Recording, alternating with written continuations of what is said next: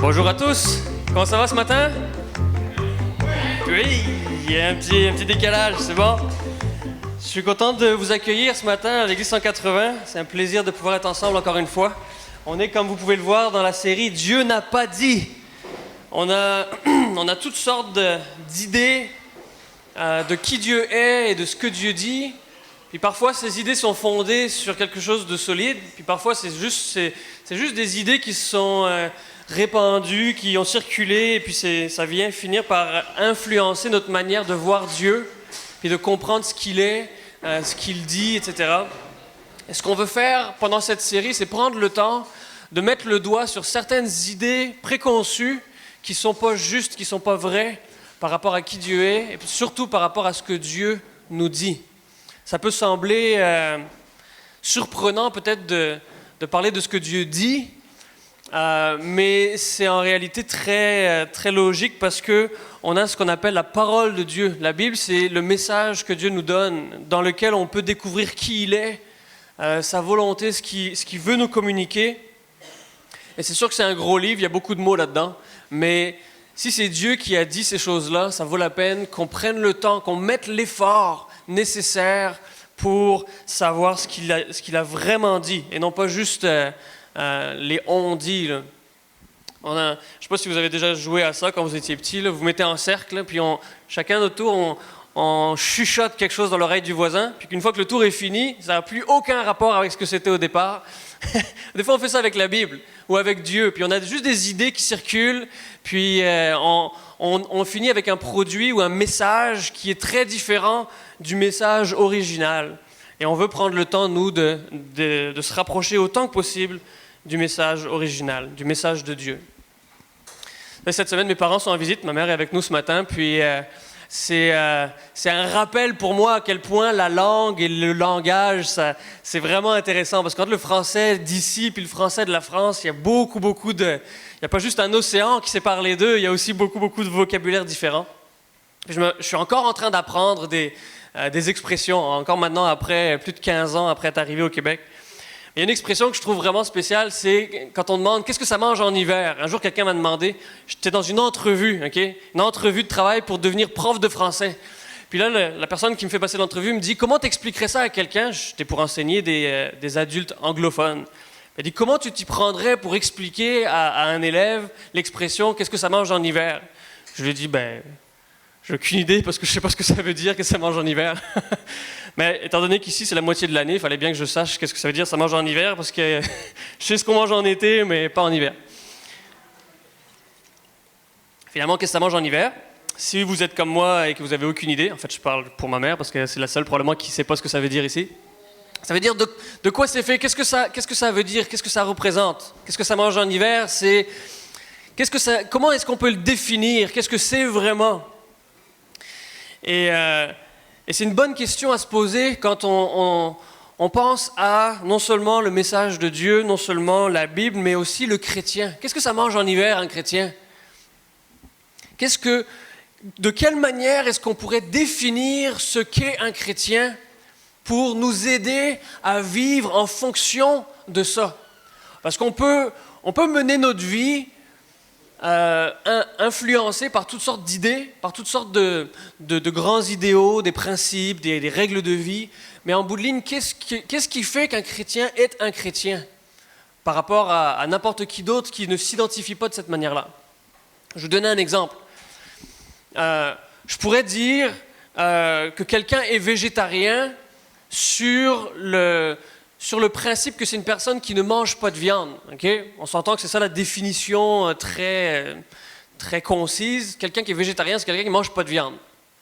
Maintenant, on pourrait avoir toutes les informations, je pourrais connaître tous les arguments, tous les avantages, toutes les raisons idéologiques, etc. pour ne pas manger de viande.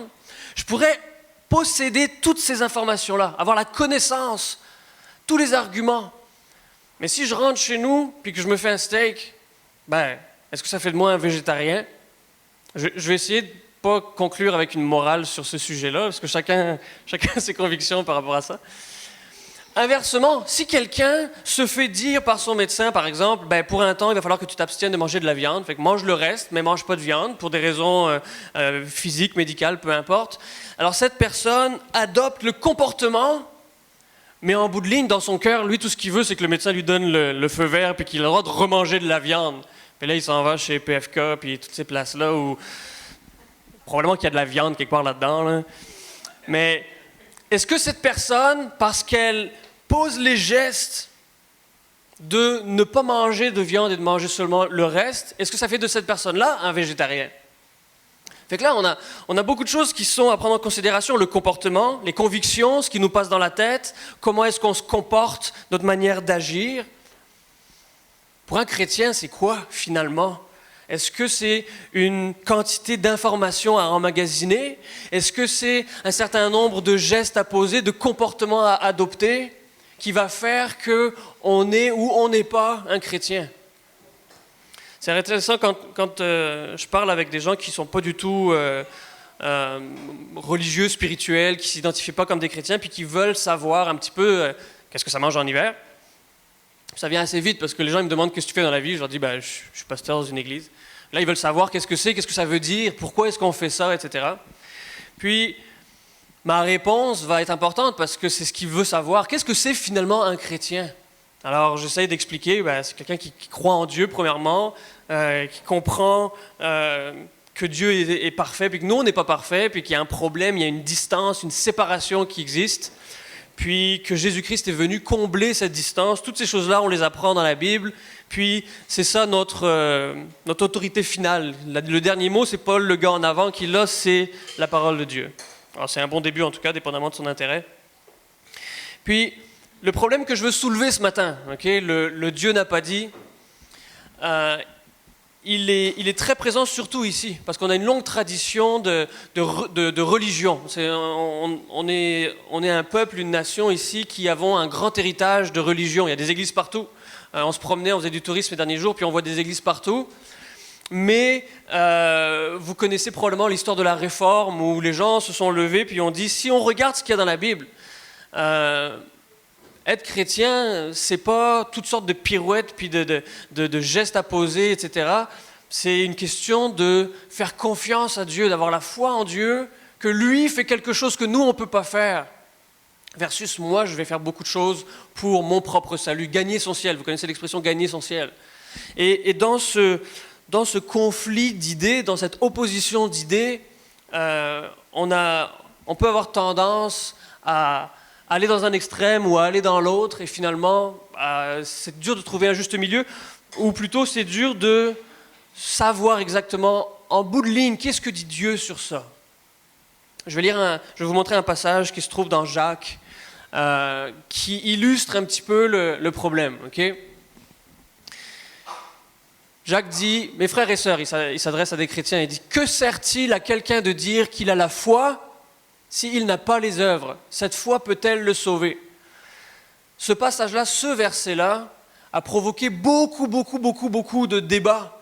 Et les gens disaient, Jacques est en train de dire le contraire de ce que l'apôtre Paul dit dans d'autres livres comme Romains ou Corinthiens. Paul dit, c'est par la foi seulement qu'on est sauvé, c'est seulement parce qu'on croit, on peut rien faire pour se sauver nous-mêmes. Et c'est comme ça qu'on est sauvé. Et Jacques ici dit, juste croire. Est-ce que à quoi ça sert de dire qu'on fait seulement croire? Est-ce que ça peut sauver quelqu'un? Et il continue dans le passage, on va voir un peu plus tard, qu'il y a des choses à faire aussi, il y a des œuvres à accomplir aussi. Mais finalement, c'est lequel des deux? Il faut se décider. Est-ce que c'est croire qui fait qu'on est chrétien? Ou est-ce que c'est faire quelque chose qui fait qu'on est chrétien? Est-ce qu'on a une liste de tâches à accomplir? Une to-do list spirituelle qui va nous rendre au bon endroit? Ou bien est-ce que c'est juste une question de ce qu'on croit à l'intérieur, indépendamment de nos actions ensuite? Avant de développer davantage, la première chose que je veux faire, c'est de poser un premier fondement, de rétablir un peu les faits. Et puis sur ce fondement-là, je vais aller de l'avant, ok? Si vous restez avec moi. Je vais utiliser un passage que justement Paul a écrit, pour poser un petit peu la base de ce qu'on va discuter pour le restant de la matinée. Vous connaissez probablement, c'est un des versets les plus lus, appris, discutés, etc., après Jean 3,16 peut-être, Éphésiens 2, qui nous parle du salut, justement. Et c'est d'habitude le passage qui est opposé au premier qu'on a vu, où Jacques dit « la foi tout seul, c'est bon à rien finalement. Okay » Mais dans le passage qui est ici, dans Éphésiens 2, Paul dit « en effet, et écoutez bien, c'est vraiment, vraiment important, en effet, c'est par la grâce que vous êtes sauvés, par le moyen de la foi. Et cela ne vient pas de vous, c'est le don de Dieu, ce n'est pas par les œuvres, afin que personne ne puisse se vanter. » Et là, quand on lit les deux passages, l'un après l'autre, on se dit ah, « mon ami, c'est compliqué, ça se contredit, qui c'est qui a raison ?» C'est difficile à réconcilier les deux. Et avant que je puisse aller plus loin par rapport au passage dans Jacques, c'est vraiment ça que la Bible enseigne. Évidemment, je viens de citer un passage qui vient de la Bible, mais un seul passage, ça ne suffirait pas pour faire justice à toute une doctrine, à toute une croyance, à tout un principe. Mais la Bible enseigne depuis le début jusqu'à la fin que le salut, que notre réconciliation avec Dieu ne peut pas être accomplie par nous. On ne peut pas rien faire pour se sauver nous-mêmes, pour gagner notre ciel, pour reprendre cette expression-là. Et c'est dit très clairement ici, ça ne vient pas de nous, c'est un don, c'est un cadeau, quelque chose qui nous est donné. Par opposition, le langage qui est utilisé ici, c'est par opposition à un salaire, par exemple. Quand vous rentrez au travail le lundi matin, vous faites un certain nombre de travail pendant la semaine, pendant les 2 semaines, puis à la fin de ce terme, vous recevez un chèque qui est un salaire, qui est une juste rétribution pour le travail que vous avez accompli. Le mot ici qui est utilisé, c'est le contraire exactement. C'est un cadeau qui n'a pas été gagné, qui n'a pas été mérité. Et Paul met une emphase ici très claire en disant le salut, la réconciliation qu'on peut avoir avec Dieu, c'est seulement un cadeau. C'est seulement un cadeau. On ne peut pas le faire par nous-mêmes et il insiste. Paul était bon pour être clair et pour insister et répéter. Et il dit, on ne peut pas se vanter de rien. On ne peut pas dire, moi j'ai fait quelque chose pour pouvoir mériter la faveur de Dieu, pour pouvoir mériter le salut de Dieu. Paul dit, on ne peut pas se vanter parce qu'on n'a rien accompli nous-mêmes. On s'est fait donner quelque chose. On ne peut pas se vanter quand on a reçu un cadeau. Et c'est ça qu'il dit ici. On est sauvé seulement par la foi, seulement en faisant confiance dans ce cadeau que Dieu nous donne. Et le verset qui suit, qui n'est pas sur le tableau ici, c'est « On n'est pas sauvé par les œuvres, mais on est sauvé pour accomplir des bonnes œuvres. » C'est la conséquence du salut. Ce n'est pas le prérequis, ce n'est pas une liste de choses à faire avant de pouvoir être sauvé. Par contre, la Bible nous dit qu'on est sauvé parce qu'ensuite on peut faire des bonnes choses. Ensuite, on peut faire des bonnes actions, si vous voulez. On peut vivre et se comporter d'une bonne manière parce que on a été transformé, parce qu'il y a eu un changement qui a eu lieu dans nos vies. Et ce changement-là a été fait seulement par Dieu. La Bible utilise tout un tas de langages et d'images pour illustrer cette vérité-là. Jésus disait par exemple, on reconnaît un arbre à ses fruits. Quand on plante un pommier, c'est des pommes qui vont pousser. Quand on plante un framboisier, c'est des framboises qui vont pousser. C'est logique parce que c'est sa nature, c'est ça que ça produit. Et de la même manière, une fois qu'on est transformé par ce que Jésus-Christ a accompli, ensuite on peut faire des bonnes choses. Ensuite on peut vivre d'une manière qui découle naturellement de qui on est, une fois qu'on a été transformé. Pas avant, seulement après. Dans les derniers jours, on a eu beaucoup d'orages. Vous étiez là probablement autant que moi. On a vu beaucoup d'orages. Et c'est spécial les orages. Moi j'ai comme un défaut, un réflexe duquel je ne peux absolument pas me détacher. Quand je vois un éclair, je commence à compter. 1, 2, 3, 4, 5. Parce que j'ai appris un jour, je ne sais pas quand, ni pourquoi, ni où, ni comment, mais j'ai appris un jour que le son voyage beaucoup moins vite que la lumière. Pour un orage, on va parler en termes pas extrêmement précis, mais en termes très pratiques, la lumière, on la voit instantanément. la vitesse voyage tellement vite que pour aller du soleil à la Terre, ça prend 8 minutes. Fait que quand l'orage est à quelques kilomètres de chez nous, on voit la lumière instantanément. Mais dépendamment de la distance, on va entendre le tonnerre un peu plus tard. 300 mètres par seconde. J'ai l'air d'être un expert en orage, mais j'ai appris ça un jour. Combien? 300 mètres par seconde. 342. Mais je ne suis pas assez bon en maths pour compter, fait que laisse-moi le 300 mètres. Fait que pour chaque seconde qui passe, avant d'entendre le tonnerre, on sait qu'il y a 300 mètres qui nous séparent de là où la foudre est tombée, ou là où l'éclair a eu lieu. Fait que moi, c'est comme un réflexe automatique que je ne contrôle pas du tout. Chaque fois qu'il y a un éclair, je commence à compter 1, 2. 3 secondes, c'est environ 1 kilomètre. Fait que là, après 10 secondes, c'est 3 kilomètres, c'est rendu loin, j'arrête de compter parce que je ne suis toujours pas bon en maths, mais c'est comme ça, c'est automatique. Le tonnerre suit l'éclair. On voit la lumière, on voit le flash, peut-être même on voit la zébrure dans le ciel, puis on sait quelques secondes plus tard, à un moment donné, il va y avoir le tonnerre qui va retentir, si ce n'est pas beaucoup, beaucoup trop loin, évidemment. Et c'est la même idée pour le salut, puis la transformation qui a lieu. Il y a une transformation qui a lieu, et ça signifie qu'il va y avoir une conséquence à cette transformation. Il va y avoir des effets à cette transformation. Aussi sûrement que le tonnerre va retentir après la foudre, la transformation que Jésus-Christ a produite dans nos cœurs, ça va produire des effets, tôt ou tard, éventuellement, parce que c'est juste comme ça. C'est la raison pourquoi on est transformé, pour pouvoir être différent. On ne fait pas une transformation pour rester pareil. On est transformé par Dieu et notre vie est changée. Quelqu'un a dit, on est forcément changé par l'action de Jésus-Christ, aussi sûrement qu'on est changé quand on tient un fil électrique. Live, en tout cas, sous tension. On ne peut pas rester inchangé. Ça ne peut pas ne pas produire de résultats, de différence. Et on a besoin d'entendre, de savoir la vérité pour pouvoir être transformé. La Bible dit que la foi vient en entendant. Si vous allez voir dans Romains 10, ça dit comment est-ce que les gens vont pouvoir être sauvés s'ils n'entendent pas parler du salut, s'ils n'entendent pas parler de celui qui peut sauver, s'ils n'entendent pas parler de Jésus-Christ. On a besoin de savoir. C'est pas de savoir qui sauve, mais on a besoin de savoir que Jésus-Christ nous aime et qu'il a payé un prix pour nous sauver. On a besoin d'entendre.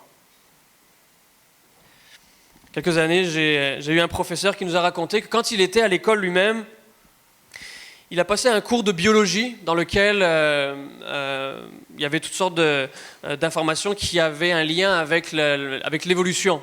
Et lui s'était affiché dès le départ, non seulement avec son prof, mais avec ses camarades de classe, comme étant un chrétien, qui croyait que Dieu était le Dieu et qu'il avait créé le monde, etc. Et que ça, c'était son système de compréhension de comment le monde est et comment le monde fonctionne. À la fin de la session, il a passé son examen, puis il a eu 100%. Là, son prof l'a fait venir au bureau à la fin, puis il lui a dit « C'est la première fois dans ma carrière que j'ai un élève qui est chrétien et qui passe mon cours. » Parce qu'il y avait un conflit de vision, évidemment. Il y avait un conflit entre l'évolution d'un côté, puis la création de l'autre. Et ce prof lui a répondu, enfin, à l'époque c'était un élève, il lui a répondu « C'est pas parce que je comprends pas, je crois pas cet enseignement, mais c'est pas parce que je ne le comprends pas. » Et il y a une différence importante entre comprendre quelque chose ou savoir quelque chose, puis le croire. C'est deux choses complètement différentes. Je peux savoir, pour reprendre mon parallèle, je peux savoir toutes les raisons qui poussent quelqu'un à devenir végétarien. Mais si je ne crois pas ces idées-là, si je ne crois pas ces principes, il n'y a rien qui me pousse à changer quoi que ce soit dans mon alimentation. Et c'est la même chose avec ce que dit la Bible, avec qui est Dieu, avec ce qu'il dit. On peut savoir beaucoup de choses, mais croire, c'est une question complètement différente. On a besoin de savoir, mais on a besoin de croire aussi. Juste avoir des informations ne transforme pas quelqu'un. Juste connaître quelque chose ne transforme pas quelqu'un. Je ne sais pas si ça vous est déjà arrivé. J'ai une image en tête où à un moment donné, j'étais allé dans un hôpital, puis devant l'hôpital, il y avait un monsieur qui était assez âgé, sur un fauteuil roulant, il était branché de tout bord, de tout côté, puis il toussait à cracher ses poumons, puis il fumait en même temps. Ça t'est déjà arrivé de voir ça? Et c'est une sorte de contradiction, ça marche pas, il y a quelque chose qui cloche. Ce monsieur est visiblement en très mauvaise santé, ses poumons ont l'air de tenir par de l'espoir puis du fil, puis il fume encore. Il est en train de continuer à détruire sa santé, et visiblement il aurait besoin de changer son mode de vie. Mais comprendre une chose, puis le croire de manière à ce que ça change notre comportement, notre manière de vivre, c'est deux choses différentes. Et on a besoin de se poser la question pour nous-mêmes aussi. On peut lire la Bible autant de fois qu'on veut. On peut lire toutes sortes de choses au sujet de Dieu, avoir beaucoup de connaissances. Mais ce qui va déterminer le changement ou l'absence de changement, c'est ce qu'on croit vraiment. Ah non, on peut dire qu'on croit, mais qu'est-ce qu'on croit vraiment? Et ça nous ramène au passage du début, où Jacques disait « Quel bienfait ça peut faire que quelqu'un dise « j'ai la foi ». Dire « j'ai la foi », dire « je crois », c'est facile à dire, c'est très très facile. Mais le croire vraiment et que ça provoque un changement dans notre vie, ça c'est une chose complètement différente. Vous savez, Jésus a été confronté à ça à un moment donné. Il était avec des gens autour de lui, puis il y avait un homme qui était couché, puis il a posé la question autour de lui. Qu'est-ce qui est plus facile, dire que je vais faire quelque chose ou le faire? Et dans ce cas-là, il avait comme alternative dire à l'homme que ses péchés sont pardonnés, ou bien lui dire « lève-toi et marche ». Alors les gens autour ont dit « dire ses péchés sont pardonnés, c'est facile, on verra rien, on ne saura jamais, tu peux le dire, tu peux le crier, le répéter autant que tu veux ». C'est du vent, on peut parler fort, on peut dire des grandes choses, des belles choses, mais on ne sait pas si ça a produit vraiment quoi que ce soit. Tandis que faire, ça par contre, on peut le regarder. Ça, on peut l'observer, on peut voir si c'est fondé ou non. On peut voir s'il y a quelque chose en arrière, si c'est fondé sur quelque chose. On a besoin de croire ce qu'on lit sur Dieu, de croire ce qu'on entend de sa part, pour qu'il y ait un changement qui ait lieu dans nos vies. Puis on a besoin aussi de choisir. On a besoin de choisir. Quand on est confronté à un choix devant nous, ça implique de laisser quelque chose pour poursuivre une autre. Ce monsieur devant l'hôpital, il avait un choix, soit de transformer sa manière de vie, ou bien de continuer avec la cigarette. Et je ne peux pas me mettre dans ses souliers parce que moi, je n'ai jamais fumé pour savoir la lutte que ça peut représenter d'arrêter de fumer, mais quand on est face à un choix, on est obligé de laisser une chose pour pouvoir poursuivre une autre. Pour ça, on a besoin d'accorder de la valeur à ce qu'on doit poursuivre. Si je regarde ce livre et que je me dis c'est un livre, c'est juste un livre, c'est du texte, c'est des histoires, c'est des belles histoires, mais c'est pas plus que ça. J'ai aucune passion, j'ai aucune affection pour le contenu de ce livre-là, mais j'ai aucune raison non plus à ce moment-là de me laisser transformer par ce contenu, par ce livre. Ceux d'entre vous qui êtes à l'école, on a fini maintenant la période des examens, c'est la pause d'été. Mais quand on révise, quand on étudie pour un examen, on est obligé d'emmagasiner beaucoup d'informations, on veut connaître beaucoup de choses pour être capable de passer les examens. On ne peut pas dire que ce soit parce qu'il y a une passion profonde qui nous anime envers la matière. On révise pour passer l'examen, mais c'est juste, on veut accumuler des connaissances pour obtenir un but précis, c'est très pragmatique, mais c'est pas comme si on était en amour avec la matière. En tout cas, si c'est le cas pour vous, parfait, je vous le souhaite, puis continuez comme ça. Quand moi je révisais pour mes examens, j'ai comme c'est fastidieux, là, c'est vraiment pas agréable, mais il faut que je le fasse, j'ai pas le choix. Mais quand on vient à trouver la valeur dans quelque chose, alors c'est complètement différent. On n'a pas la même approche quand on ouvre un livre. Moi, j'ai étudié en sciences sociales et économie. Je ne peux pas vous dire que je me relevais la nuit parce que j'avais hâte de lire le prochain chapitre et le suspense était intenable. Je lisais la matière parce qu'il fallait lire la matière. C'était quand même intéressant, mais pas autant que ça. Par contre, j'ai déjà lu les livres où je n'ai pas fermé l'œil de la nuit parce que c'était complètement captivant. Je ne sais pas si ça vous est déjà arrivé de lire un livre où vous êtes incapable de poser le livre. La prochaine page, elle doit être tournée, le prochain chapitre doit être lu. Et c'est vraiment... On est complètement captivé par le contenu. Et c'est deux expériences complètement différentes. Mais de quelle manière est-ce qu'on aborde la parole de Dieu? Est-ce qu'on se dit « Ah, c'est vrai, les chrétiens, il faut que ça lise la Bible. Fait que je vais lire un chapitre aujourd'hui, je vais fermer mon livre, je vais cocher ma petite case, puis je vais me sentir mieux après ça. Il faut que je fasse ça comme ça. » Ou bien est-ce qu'on réalise que c'est vraiment Dieu qui est en train de nous parler, il a quelque chose à nous dire, à nous communiquer. Puis si c'est vraiment Dieu qui l'a dit, probablement que c'est important.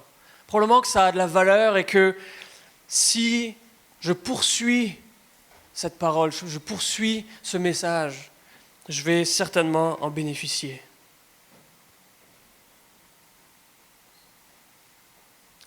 On a besoin non seulement d'entendre, mais on a besoin aussi de choisir et de croire ce que Dieu nous dit.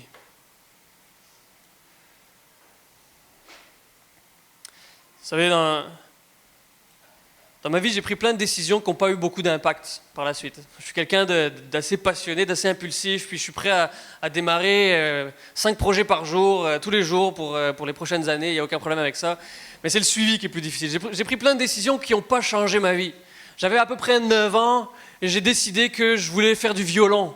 Puis je me suis dit, je vais apprendre cet instrument-là, je vais faire du violon, puis ça va être quelque chose de beau, de bien, c'est beau comme musique, etc. Ça a pris quelques mois, puis je me suis tanné. Et qu'aujourd'hui, ma vie n'est pas transformée par cette décision que j'ai prise quand j'étais plus jeune. Je ne sais absolument pas jouer du violon, puis je ne suis pas un violoniste, du coup, en contrepartie. Ça n'a pas défini qui je suis, c'est une décision qui n'a pas eu de conséquences dans mon existence. Il y a 2 décisions, par contre, qui ont complètement changé qui je suis. Non pas juste ce que je fais, mais qui je suis aussi. Il y a 11 ans, presque jour pour jour, j'ai décidé de me marier avec ma femme. Puis ça a changé ma vie. Ça a changé mes finances aussi. Mais ça, est-ce que Liliane est là? Je vais me faire chicaner. Ça a changé ma vie du tout au tout. Je ne suis même plus la même personne aujourd'hui de qui j'étais avant. Ça a transformé absolument chaque aspect de mon existence. Et ça va continuer à transformer jusqu'à la fin de nos jours, aussi longtemps que Dieu va nous prêter la vie. Une autre chose qui a changé ma vie, et du coup celle de ma femme, puisque maintenant ma vie est changée et que c'est plus juste moi, c'est elle aussi, c'est qu'on a eu des enfants. Si vous avez des enfants, vous dites « oui, je sais ». Ça n'a pas juste changé notre mode de vie, ça n'a pas juste changé notre horaire, ça a changé aussi nos finances. Ça a changé qui on est aussi comme personne. Ce qu'on a pu apprendre, ce qu'on a pu expérimenter, puis c'est encore le tout début parce que ma plus grande est haute comme ça à peu près. Mais ça a tout changé en fait, absolument tout. J'ai une vanne.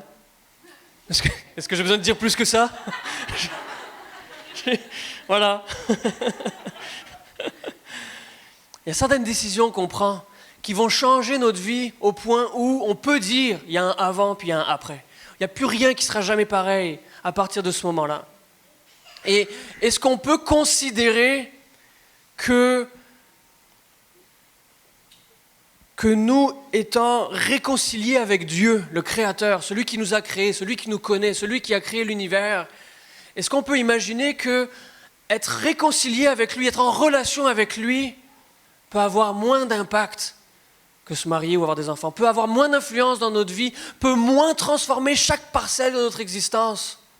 Est-ce qu'on peut imaginer qu'une transformation comme celle-là pourrait laisser un aspect de notre vie inchangé? Je pense que non, je crois que non. Je crois que non.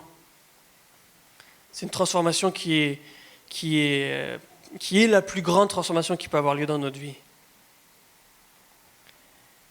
Et c'est le point sur lequel je veux insister aujourd'hui, et c'est pour ça que j'ai amené les textes que j'ai amenés.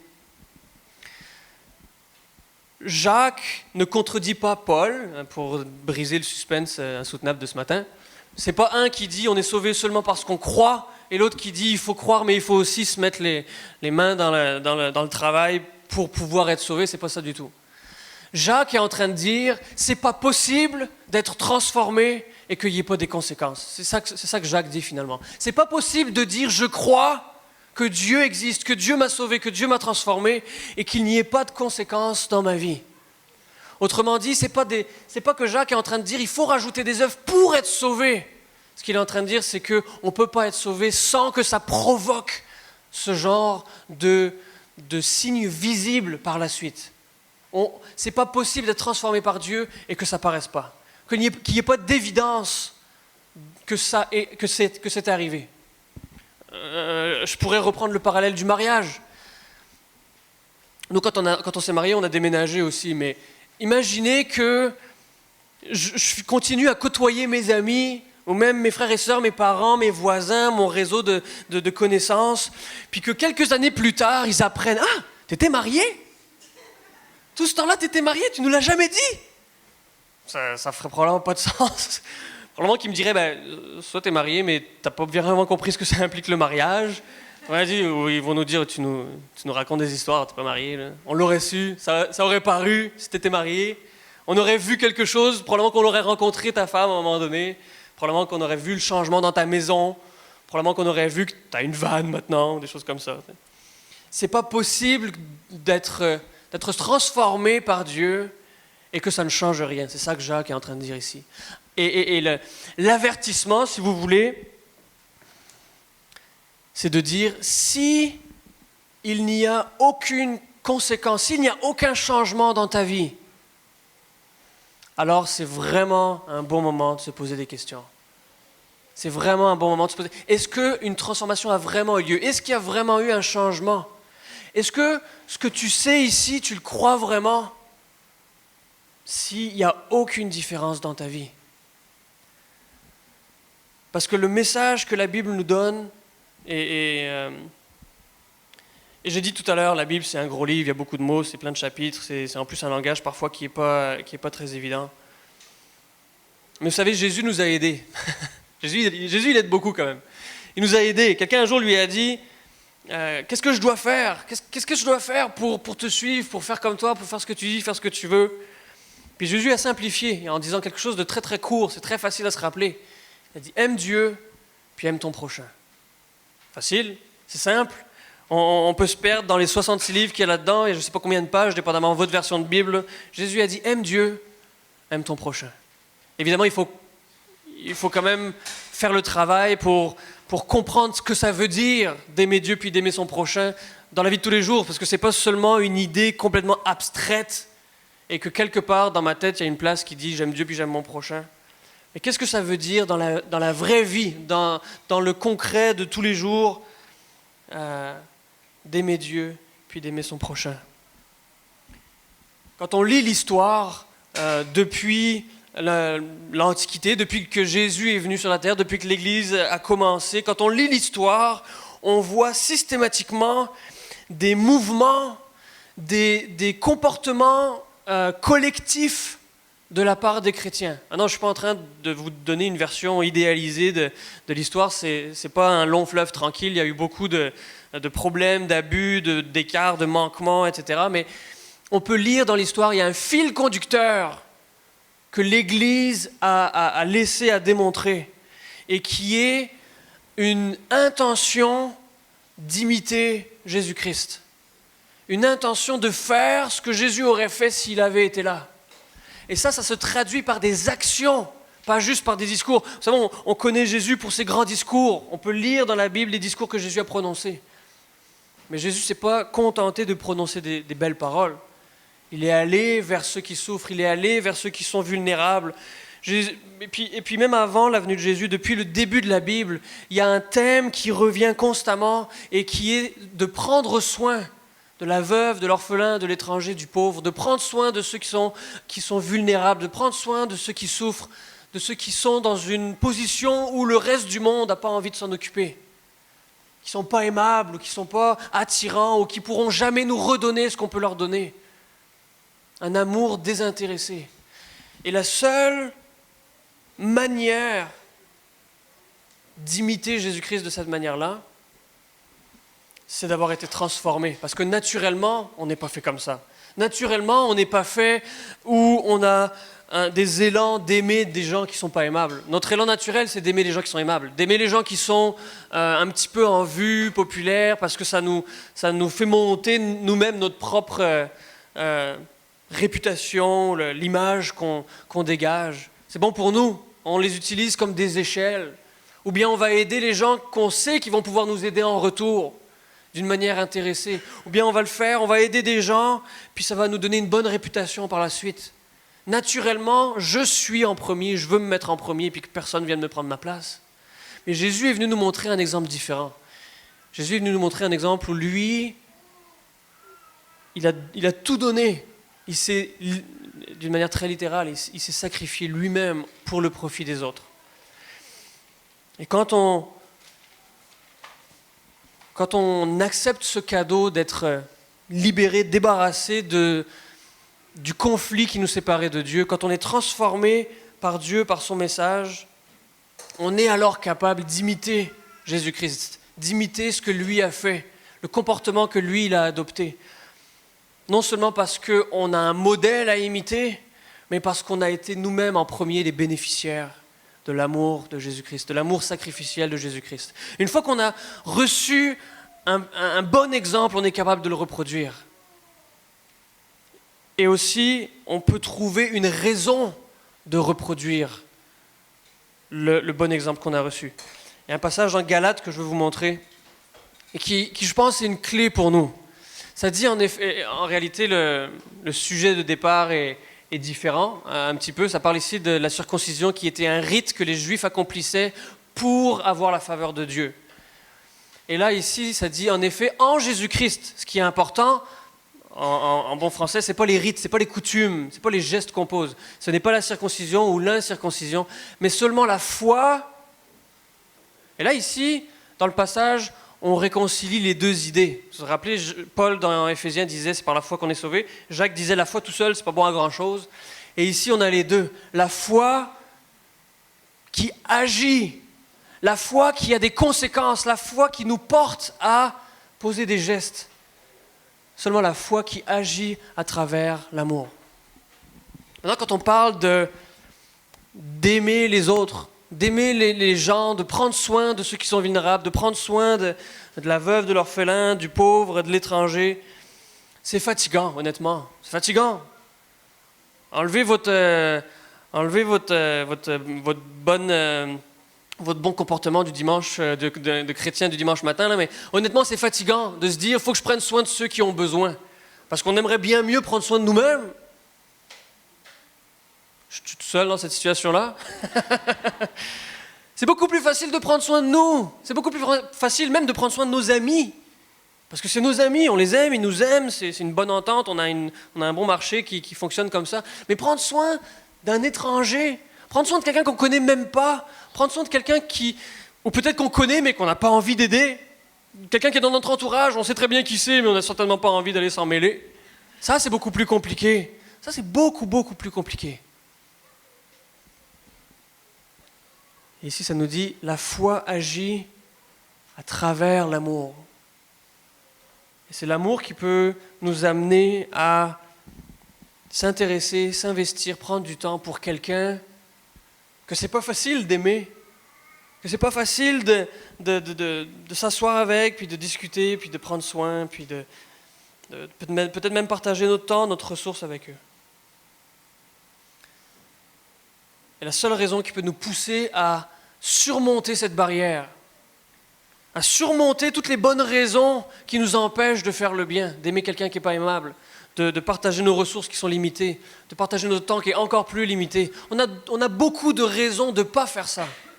Et je crois que la seule raison qui peut nous aider à surmonter ces obstacles, c'est de se rappeler que Jésus, lui, il a surmonté tous ces obstacles-là pour moi. Jésus, lui, il n'a pas commencé à compter ces scènes en disant « Est-ce que je peux me permettre d'aller aider quelqu'un ? Est-ce que j'ai assez de temps ? Est-ce que j'ai assez de ressources ? Est-ce que ça va me coûter trop cher ?»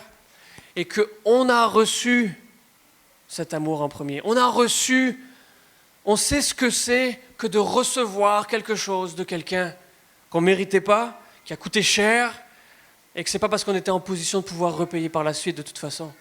Et si nous, on a reçu ça, et qu'aujourd'hui, on réalise, hey, ça c'est vraiment incroyable ce que j'ai reçu, ce cadeau que j'ai reçu, c'est vraiment, vraiment incroyable. Alors on peut être en position de dire, moi je vais faire la même chose. Pas parce que c'est facile, pas parce que c'est agréable, pas parce que ça va nous repayer d'une manière ou d'une autre, mais parce qu'on sait ce que ça représente de recevoir quelque chose de grande valeur et que ça a coûté. Parce qu'on connaît quelqu'un qui a fait ça pour nous. C'est raconté là-dedans, c'est Jésus-Christ qui a fait ça pour nous. De nous-mêmes, de nos propres forces, de notre propre bonne volonté même, on est vite limité. On arrive vite au bout de nos ressources. Mais si on choisit d'imiter ce qu'on a reçu nous-mêmes, alors il peut y avoir des choses qui vont arriver qui ne sont pas de nous-mêmes, qui ne sont pas par nos propres forces. Démystifier. Dieu n'a jamais dit qu'il suffisait d'y croire. C'est ça le message de ce matin. Dieu n'a jamais dit qu'il suffisait de croire que Dieu existe, que Jésus est venu sur la terre, qu'il a fait quelque chose, puis que ça a changé le monde.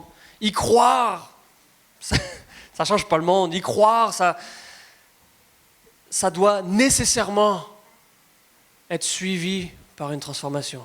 Parce que quand on croit quelque chose, c'est ça que ça fait. Quand on croit, et non pas juste qu'on sait, mais quand on croit quelque chose, alors ça change tout, ça transforme des vies. Et ça transforme d'autres vies autour de nous aussi. C'est comme ça que Dieu s'y prend depuis le tout début. C'est ça l'Église. C'est ça la raison pourquoi on est ici ce matin. Pour pouvoir apprendre plus de qui Dieu est et de ce qu'il a fait, puis qu'ensuite on puisse nous-mêmes vivre en fonction de ce qu'on croit au sujet de Dieu. Et c'est ça qui va changer des vies, c'est ça qui va transformer des situations, c'est ça qui va toucher les gens aussi. Parce qu'aimer quelqu'un qui est aimable, c'est facile. Donner à quelqu'un qui va nous donner en retour, c'est facile. Mais donner puis aimer comme Jésus l'a fait, comme nous on est appelés à le faire aujourd'hui, ça c'est pas normal, c'est pas logique. Ça laisse penser qu'il y a quelque chose de plus grand derrière. Une force, une idéologie. Et quand les gens ils commencent à chercher un petit peu, ils découvrent que c'est Dieu. C'est lui qui est plus grand en arrière. C'est pas nous qui sommes grands, c'est pas nous qui sommes bons, c'est pas nous qui sommes meilleurs que les autres. Ça, ce serait un autre Dieu n'a pas dit. Dieu n'a pas dit qu'on était meilleurs que les autres. C'est le preview pour une prochaine semaine. Mais c'est Dieu qui est grand, c'est Dieu qui est bon, c'est Dieu qui est amour, c'est Dieu qui est extraordinaire. Et nous, on est simplement des gens qui imitent, qui reproduisent, qui font comme lui. Et on va le laisser travailler à travers nous. Parce que si c'est juste sur nos épaules que ça repose, ça ne va pas très loin. Mais Dieu travaille à travers nous. Et on a besoin de croire ce qu'il nous dit et croire qu'il va continuer à nous transformer et à transformer d'autres après. Et si on croit ça, basé sur le fait que Dieu est grand et puissant, pas nous-mêmes, alors on peut aller de l'avant. Alors on peut commencer à aimer. On peut commencer à agir en fonction de ce qu'on croit. On peut commencer à non seulement avoir la foi, mais à avoir les œuvres aussi. Pas parce qu'on cherche à attirer l'approbation de Dieu, on l'a déjà. Mais c'est parce que c'est la conséquence logique d'avoir rencontré Dieu. Ça change une vie, du tout au tout. Et rien n'est plus jamais pareil. Amen. On va prier, je vais inviter les musiciens à s'avancer pendant que je prie. Et puis on va leur laisser la place. Seigneur, merci parce que on découvre dans ta parole quelque chose de incroyable, quelque chose de complètement inattendu. Qu'un Dieu parfait, qu'un Dieu grand, puissant et aimant ait pu se soucier de nous. De notre propre chef, on préfère être notre propre capitaine, on préfère diriger notre vie, on préfère être notre propre chef, notre propre Dieu. On veut tout décider. On veut construire notre propre royaume. Seigneur, toi, tu t'es approché de nous et tu es venu nous montrer à quel point ce chemin était désespéré, à quel point il n'y avait pas d'issue, à quel point il n'y avait pas d'espoir de vivre une vie sans toi, de vivre une vie sans connaître celui qui est l'auteur de la vie, sans être aimé de lui. Seigneur, toi, tu nous as aimés. Tu nous as aimés à un tel point que tu as donné ton Fils même pour que lui paye ce que nous, on ne pouvait pas payer, pour qu'on soit libérés de cette dette du péché. Merci Seigneur, merci pour ce cadeau extraordinaire. Merci de nous avoir aimés d'un amour si extraordinaire, si extravagant. Et je prie aujourd'hui que tu puisses nous aider à notre tour à aimer comme toi tu nous as aimés, à se soucier des gens autour de nous, même ici dans cette salle, à se soucier de celui qui souffre, de celui qui est vulnérable, de celui qui est délaissé, et au-delà de ces murs aussi. Que tu puisses nous utiliser pour aimer les gens autour de nous. Et qu'à travers ça, les gens puissent découvrir la vie en Jésus-Christ. C'est notre prière, Seigneur. Et que les gens puissent reconnaître en toi le grand Dieu que tu es et qu'ils puissent te donner toute la gloire. Au nom de ton Fils Jésus-Christ. Amen.